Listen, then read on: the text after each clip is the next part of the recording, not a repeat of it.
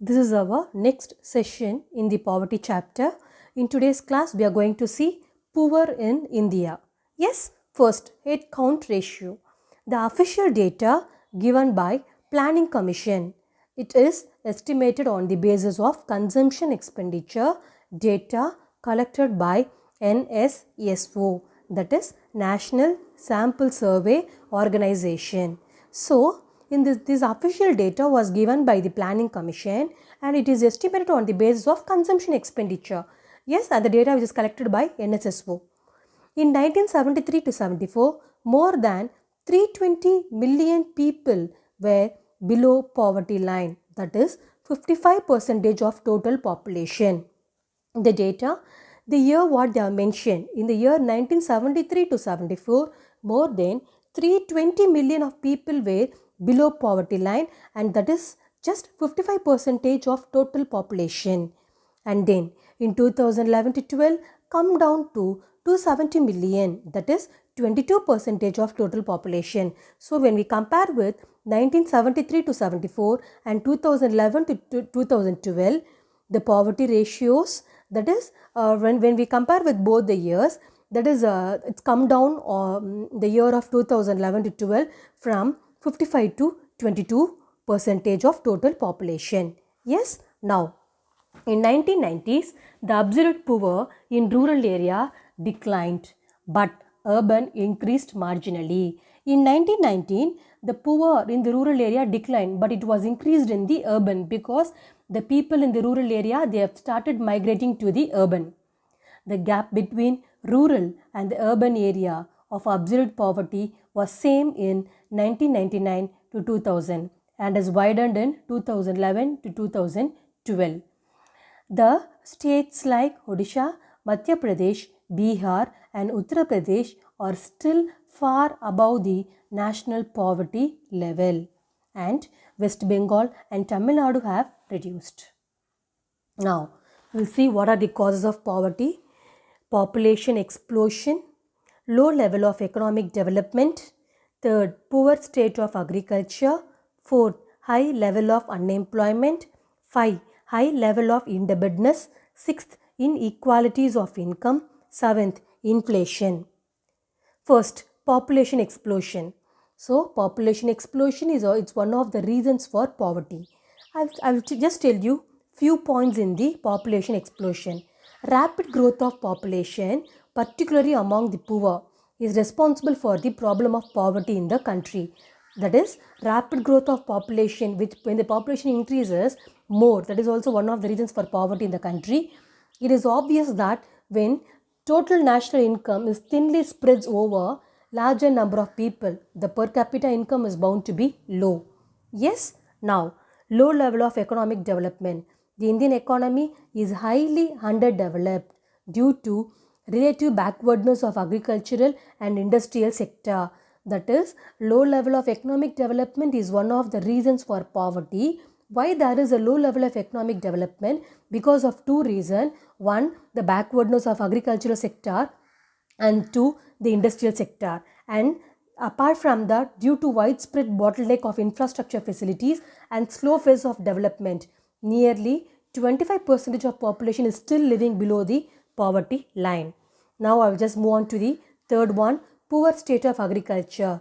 Agriculture in India has continued to be backward due to use of primitive method of production and fragmented small land holding. That is, agriculture areas and the backwardness of agriculture is one of the reason. In that reason, they were speaking particularly about the small land holding. As a result, labor and the land productivity continue to be low in India. Consequently, most of the farmers live in the state of poverty. Yes, so in the first first reason they were telling about population. Second, low level of economic development. Low level of economic development due to two, backwardness of agricultural and industrial sector. Third, poor state of agriculture. Agriculture backward is one of the reason. In that they were speaking about small landholding. Yes, next, high level of unemployment. A large section of people, urban poor in India, are largely the overflow of rural poor. who migrate to urban. I have told you already. The people from rural, they are migrating to urban, that will bring overflow to the urban area in the search of employment as well as for the livelihood. Yes, in this we have some points. Industrialization has not been able to absorb all these people. When the people migrates from rural to urban for searching of job, for livelihoods, what will happen? It will be a overflow in the industrialization. So in the industries, it's unable to absorb all these people. Yes. Second, most of the urban poor are either unemployed or temporarily employed as a casual labor. Yes, either they will employ these people like that is urban poor, either they are unemployed, they are not getting any job, or temporarily they are employed as a casual labor. Yes, next, such casual labor are among the most vulnerable in the society as they have limited skill with no job security, no assets, no surplus to sustain them. So, poverty is closely related to nature of employment. So, poverty is a very closely related to the poverty. High level of indebtedness. I have told you what is meant by indebtedness in the previous class. Unemployment or underemployment and the casual nature of work comes people to borrow money. I have told you the people like a casual labor and the small farmer, they need money for farmer, they need money for the cultivation. Casual labor, they want to meet with the expenditure. So if they need money, what they have to do it? No other way. They have to borrow money from the money lender, traders, and who else may be. So when they have know that the rate of interest is very high with the money lender, but no other way, they will buy the money from the money lender. At the last, if they are unable to repay it, they will be caught in a debt. This is also one of the reasons for a poverty. Now we'll just move on to the inequalities of income.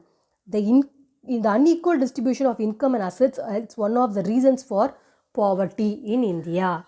The last, inflation. The steep and continuous rise in price, particularly of essential commodities like food grains. Yes, and the sharp rise in the price and negligible change in the monetary income decreased the purchasing power of low income earners and resulted in the lower standard of living. Yes, so at the last, we'll just come to the conclusion in the causes of poverty. Over the year, the gap between the rich and the poor in India has widened. Poverty is a multi-dimensional challenge for India. They need to be addressed on a war footing. Yes? Now, these are the causes of poverty. First, population explosion. Second, low level of economic development. Third, poor state of agriculture. Fourth, high level of unemployment. 5, high level of indebtedness. 6th, inequalities of income. 7th, inflation. Yes, now let's move on to government approach to remove poverty. In this government approach to remove poverty, we have 3 approaches: growth oriented approach, poverty alleviation program, minimum needs program. Yes, growth oriented approach. This approach was initiated from the first 5-year plan. This approach is based on the expectation that effect of economic growth and rapid increases in the GDP as well as per capita income. I've told you in the first class what is the main effect of 5-year plan is nothing but to increase the rapid growth of GDP and apart from its per capita income. Yes, and it was felt that the rapid industrial development and transformation of agriculture through green revolution in select region would benefit the underdeveloped region and more backward section of the community. So what they have felt that we can able to bring it out with a good GDP and per capita income by 2 ways. 1, rapid industrial development. 2, transformation of agriculture through green revolution through the selected region. Yes, now let's move on to poverty alleviation program. To alleviate poverty, they brought out some poverty alleviation programs. Yes, the second approach has been initiated from the third 5-year plan, progressively enlarged since then. The government had introduced various programs you'll be learning in the next concept. Now, third, minimum needs program. This approach has been initiated from the 5th 5-year plan. It aimed to provide minimum basic amenities to the people. Yes, so India was among the pioneer of the world to visualize the people living standards could be improved through public expenditure on social consumption expenditure.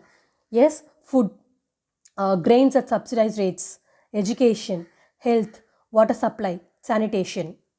Yes, the program under this approach are expected to supplement the consumption of poor and create employment opportunity and bring improvement in health as well as education. And at the last, 3 major programs that aimed at improving the food and nutritional status. What are those 3 programs? Public distribution system, integrated child development scheme, and midday meal schemes. These are the 3 approaches of government approach: growth oriented approach, poverty alleviation program, the last minimum needs program.